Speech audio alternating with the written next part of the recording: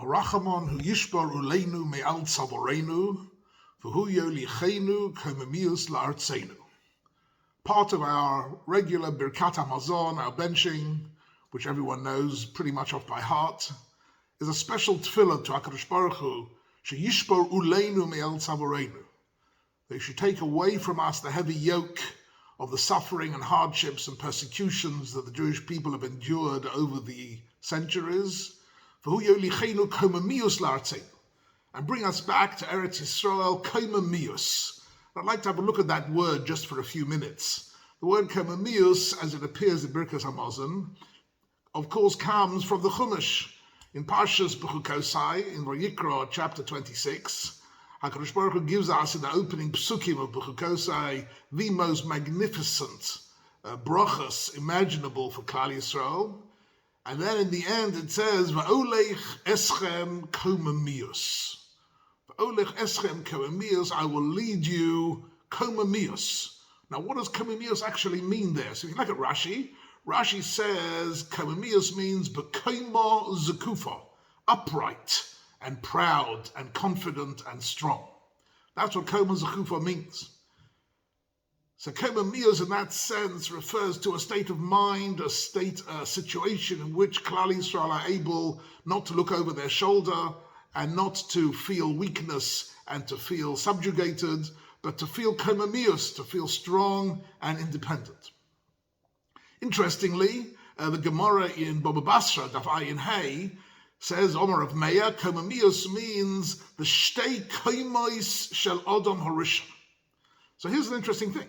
That the word koma, of course, means one floor, like in a building, a single floor building, and komemius means a double floor, 2 floors, right? So he says the 2 floors of Adam HaRishon. What is that a reference to? So I heard once a very simple pshat, that who was Adam HaRishon? He was the first creature in the history of the world who was combined of a guf and a neshama. The animal world, of course, had bodies, had physical, biological, survival instincts of the physical body. And the malachim, they just had a neshama. They were purely spiritual beings who had no physical existence at all. Only when Adam HaRishon came into this world, Adam and Chava, they had shtei komot.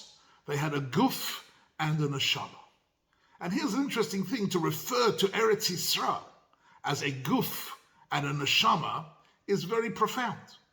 There was a song, which I remember hearing many years ago, I have no idea who wrote it, which went like this, that Eretz Yisrael beli Torah keguf beli neshama.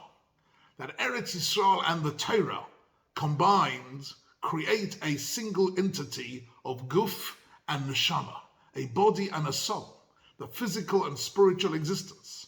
So Eretz Yisrael needs the ground floor, which is the physical, economical, the economy, the military, the physical strength of Klal Yisrael, and it needs an upper floor, which is Torah, Emunah, Chesed, which is the ruchnius of the Torah. And in that is really the meaning of the word komemius. That is the real sense of the word komemius. And guess what? When Ben Gurion came to write the Megillas Atzmaut, the Declaration of Independence, 75 years today, Erev Shabbos, the 5th of Iyar, Tafshin Ches, 1948, Jewish history opened a new chapter.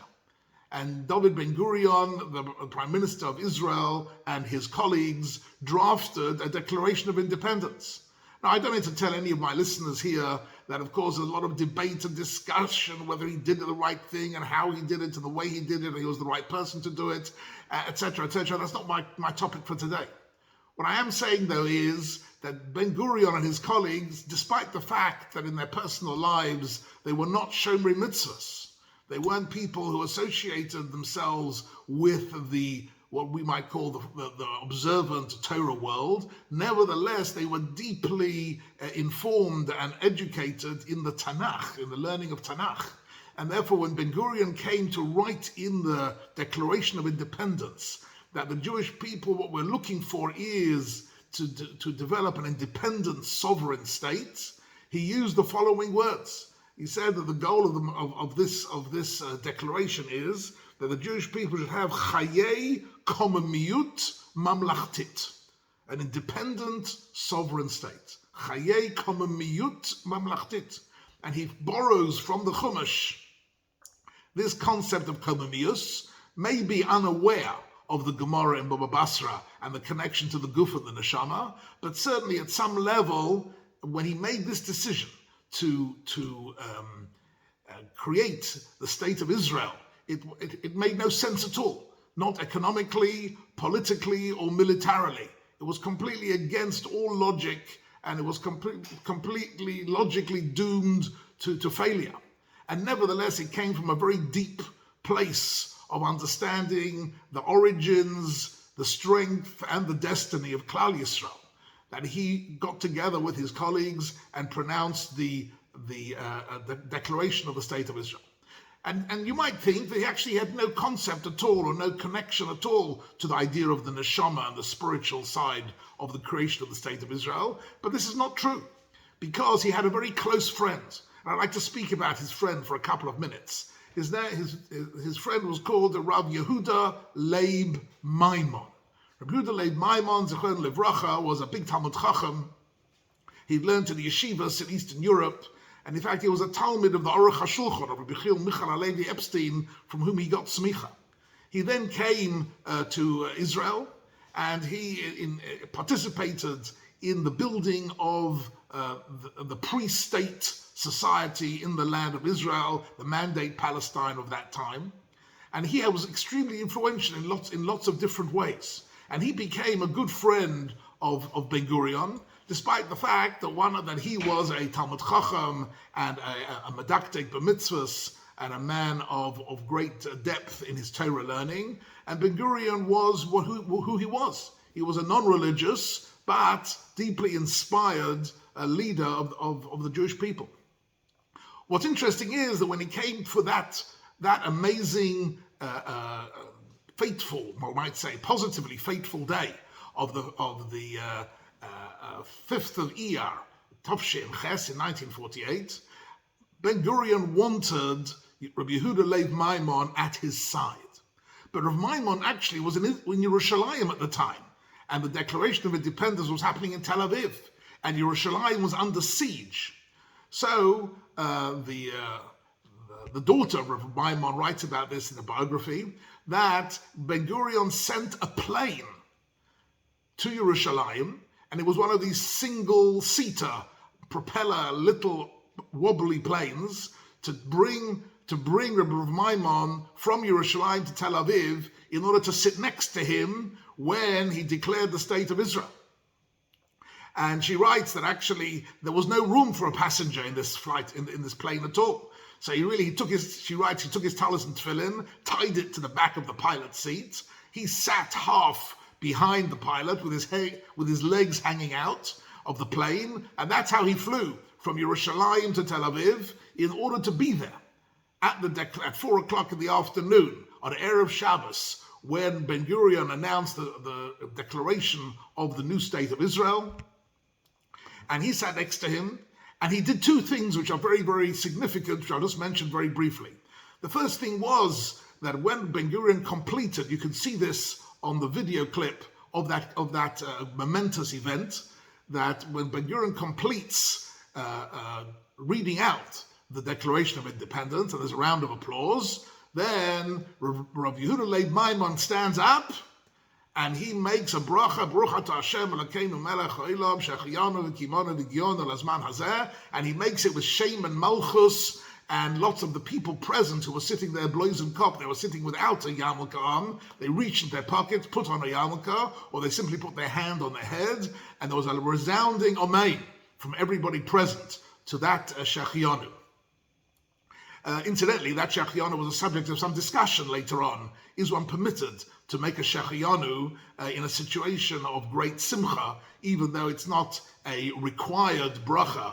So Shechianu is a required bracha on Yom Tov, and it's a required bracha at various different events in one's life. But simply to experience pure joy, can one make a Shechianu? And the answer is, it's based on a Bach, commentary of Rabbi Yoel Sirkus, the Bach in Orach Chaim Siman Kaftes, Hilchos Tefillin, where he speaks about the fact that Shechianu, in addition to being a chiyuv on certain occasions, is also a birkas reshus. And if a person experiences great simcha, he's allowed to say Shechianu. And I've heard Shechianu being made by big Talmidei Chachamim. For example, Holocaust survivors at the weddings of children or grandchildren have stood up and made a Shechianu because of the great simcha. Rabbi Yitzchak Hutner reportedly made Shechianu occasionally at a siyum, when he was very overwhelmed with the simcha of the siyum. There were Gedolei Yisrael who made Shechianu when their Chidushei Torah were published and they received the first copy of the printed book. They made a Shechianu. So on that basis, on that bach, Rabbi Yehuda Leib Maimon got up and he made a Shechianu, and everybody said Amen, and he added that whole new dimension to that crucial and amazing event. One other thing that I'd like to mention that he did to the Declaration of Independence is famously that in the drafting there was a major dispute whether or not to mention the name of Hashem, to mention God's name in the declaration itself. And it went back and forth, and the Mapam and Mapai, who were militantly atheistic, said, we're not going to sign it if it has the name of God in it. And the religious Zionists said, we're not going to sign it if it doesn't have the name of God in it. In the end, they found a compromise, and they used the phrase, mitoch bitachon b'tzur Yisrael. They used the phrase of tzur Yisrael. Now, tzur Yisrael is a phrase which in the Tanakh, we have Hatzur Tamim Pa'aloi, Kichol Derach of Mishpah. We have the reference, we refer to HaKadosh Baruch Hu as Hatzur, also in Shmuel Beis, is a posuk Chai Hashem U'Baruch Tzuri, right? We have lots of phrases. And of course, the posuk in Yeshaya, I think, is the posuk they were referring to, which was Bitchu B'Hashem Adayad, Ki B'Yo Hashem Tzur Eilamim, is a posuk which contains the word Tzur, and it speaks about Bitachon, faith in HaKadosh Baruch Hu. So the Declaration of Independence ends up with Mitoch Bitachon B'Tzur Yisrael. And that was a compromise which everybody could accept. For the irreligious people, Tzur Yisrael simply meant the destiny and the inner strength of the Jewish people. And for those people who understood the Tanakh, they understood what Komamius meant, understood that we're talking about the Guf and the Neshama, they understood that it meant Bitchu B'Hashem Adayad Ki B'Yo Hashem Tzur Alamim. But Rabbi Yehuda Leib Maimon had his final word on this subject, and that is that he was one of the signatories to the declaration. And everybody signed their names, right? When it came to signing his name, he wrote, Be'ezras Hashem, Yehuda Leib Maimon.